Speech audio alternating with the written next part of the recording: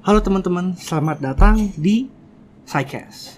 Kenalin, di sini ada aku, Alif, di sini ada Ari, sama di sini ada Rani. Nah, obrolan kita hari ini itu aku yakin nih buat teman-teman pasti akan familiar nih. Nah, kalau boleh tahu ini kita bakal ngomongin apa sih, Ri? Yaps, bener banget nih Liv. Topik obrolan kita hari ini pasti familiar banget di telinga teman-teman yang mendengarkan SciCast hari ini. Nah, teman-teman juga tahu kan kalau misalnya podcast kita nih gak jauh-jauh pembahasannya dari parenting.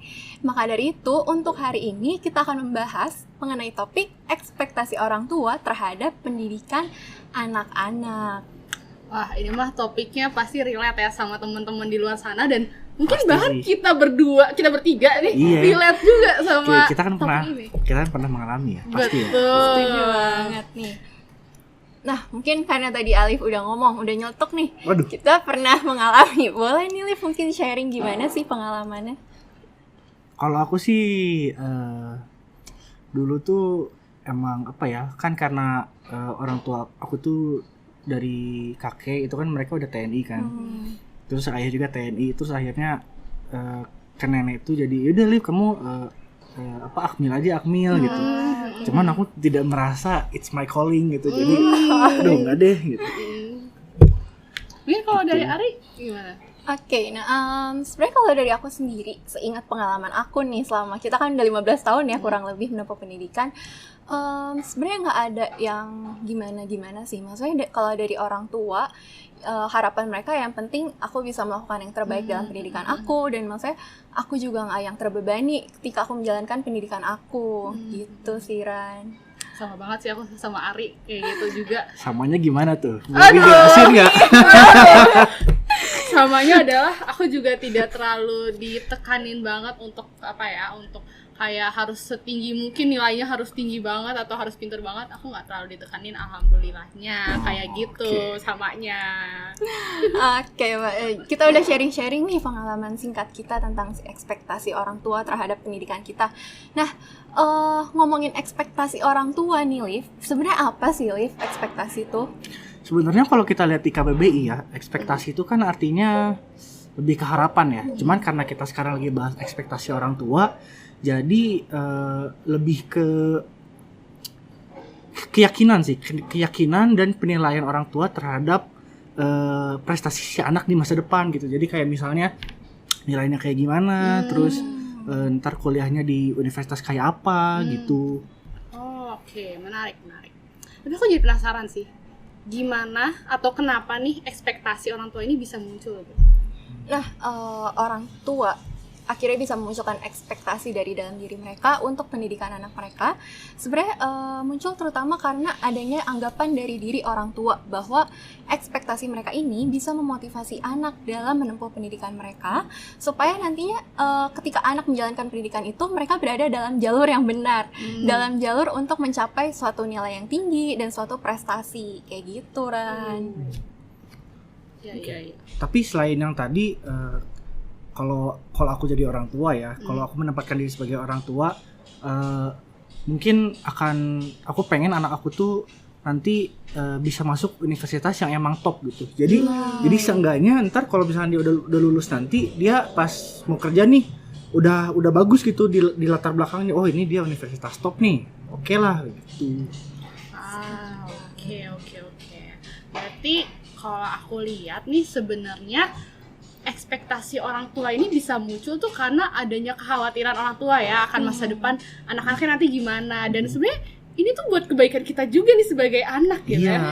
Bener banget. Nah, tapi aku jadi penasaran lagi, kalau emang ini untuk kebaikan anak-anak seperti yang kalian jelasin tadi, terus gimana sih sisi dari anaknya itu sendiri? Kayak apa sih yang mereka rasain ketika orang tua mereka punya ekspektasi yang tinggi terhadap pencapaian akademik mereka gitu? Karena aku kebetulan tuh suka nonton drakor ya. Dan aku tuh sering banget nih nonton drakor di mana ceritanya itu tentang anak-anak yang kayak stres karena orang tuanya itu terlalu menuntut mereka, dan orang tuanya punya ekspektasi yang tinggi terhadap akademik mereka gitu. Sky Castle ya, Ran, contohnya. Betul banget. Oke, nah Gue taunya Sky High lagi. Agak beda ya.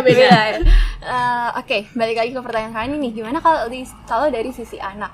Nah, sebenarnya bisa bervariasi sih, Ran. Tergantung mungkin anaknya itu sendiri gimana mereka menyikapi ekspektasi orang tua itu sendiri. Nah, tapi kalau kita melihat hasil penelitian nih teman-teman, ternyata ada juga anak yang ngerasa tertekan nih dengan ekspektasi orang tua itu, yang dimana dari perasaan tertekan itu akhirnya jadi suka nangis-nangis dan marah-marah mungkin ketika mereka melakukan tugas akademik mereka, atau bahkan mungkin ketika mereka tidak berhadapan dengan suatu tugas akademik.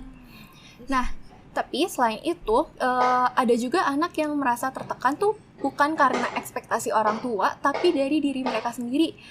Kayak mereka ada keinginan dari diri mereka untuk membanggakan orang tua, yang sehingga mereka berupaya keras deh dalam pendidikan mereka, dan akhirnya dari upaya itu malah justru mereka merasa tertekan gitu, Ran. Iya lagi aku juga waktu di push kayak gitu TNI aku kesel. Ini padahal bukan keinginan aku gitu ya. Jadi pressure gitu. Terus aku juga keinget deh sama apa yang aku baca-baca waktu itu. Sebenarnya hampir sama sih kayak yang disebut Ari tadi. Cuman si ekspektasi ini setahu aku tuh bisa munculkan emosi negatif gitu. Karena aku juga mengalami gitu emosi negatif gitu.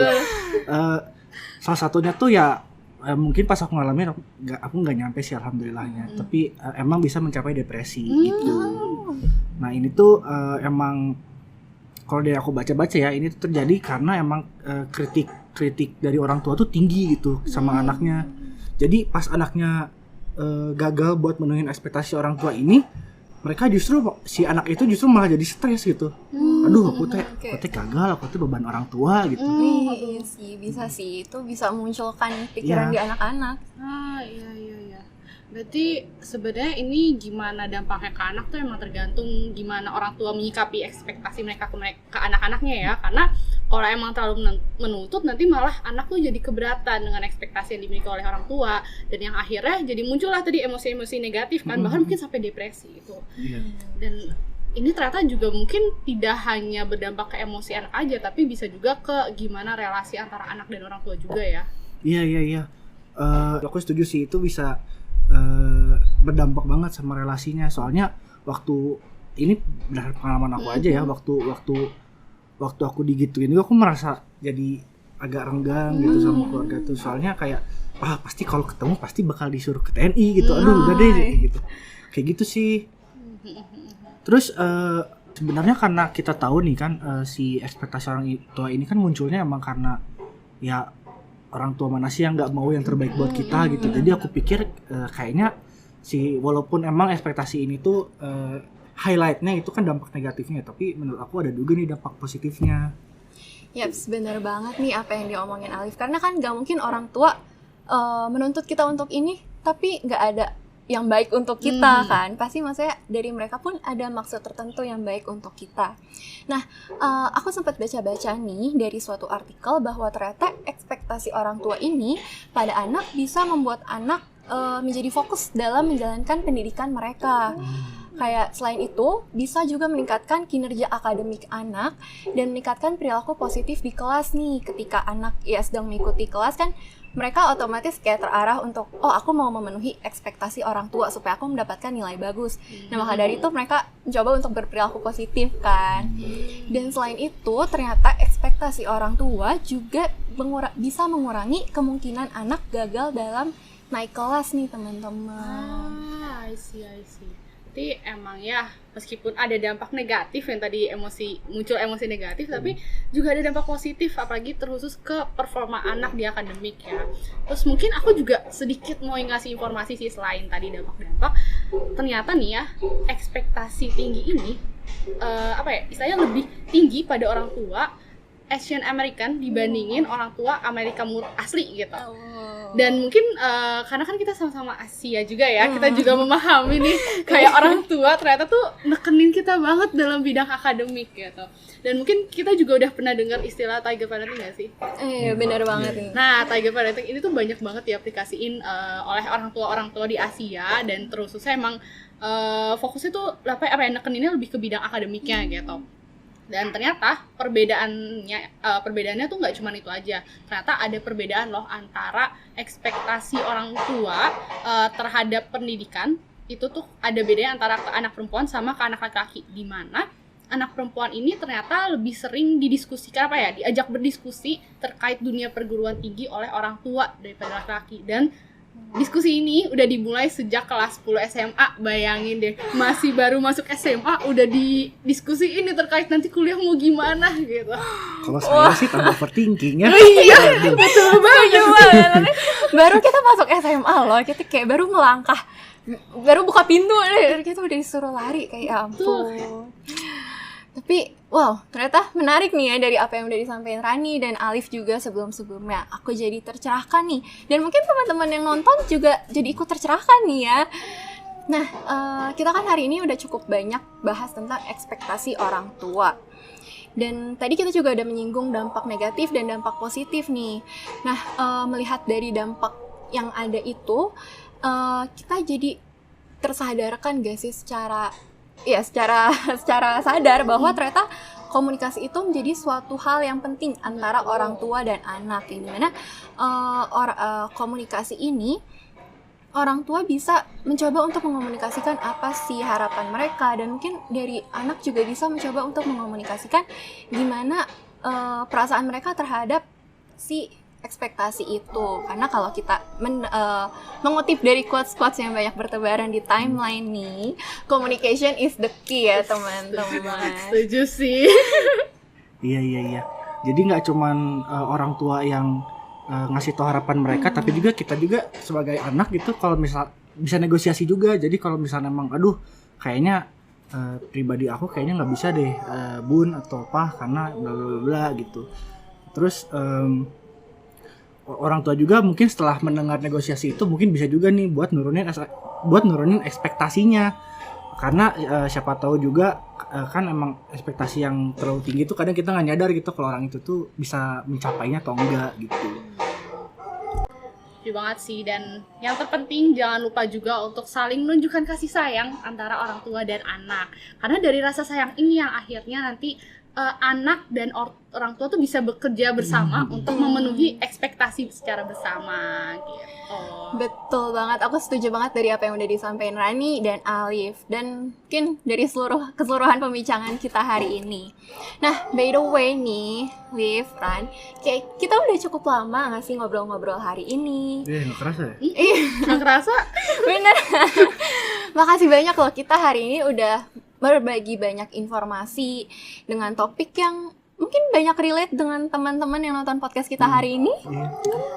Ya, aku juga mau ucapin terima kasih banyak nih ke Ari dan Alif, karena dari sharing kita hari ini aku merasa banyak banget dapat informasi baru terkait ekspektasi orang tua gitu. Dan mungkin teman-teman yang lagi dengerin juga setuju kalau mereka juga dapetin banyak banget informasi baru yang bermanfaat. Iya. Ya aku juga mau terima kasih nih sama Ari sama Rani, kita saling berterima kasih. Ini gimana ini? Ya tapi serius aku jadi lebih memperluas pandangan aku lah gitu. Jadi aku lebih mengerti mungkin yang emang orang tua rasakan tuh ya kayak gitu, karena aku pun kalau jadi orang tua pasti akan merasa kayak gitu gitu. Betul. Nah, terima kasih juga nih buat kalian audiens kita yang udah mau nonton podcast sampai akhir. Nah, semoga podcast ini bisa bermanfaat. Dan kalau teman-teman mau nih buat baca-baca sumber-sumber yang udah kita baca, yang udah kita bahas tadi, boleh banget teman-teman stay tune terus sampai akhir video ya, karena di situ akan ada daftar pustakanya. Setuju banget. Oke, kalau begitu kita pamit undur diri. Aku Alif. Aku Ari. Aku Rani. Selamat.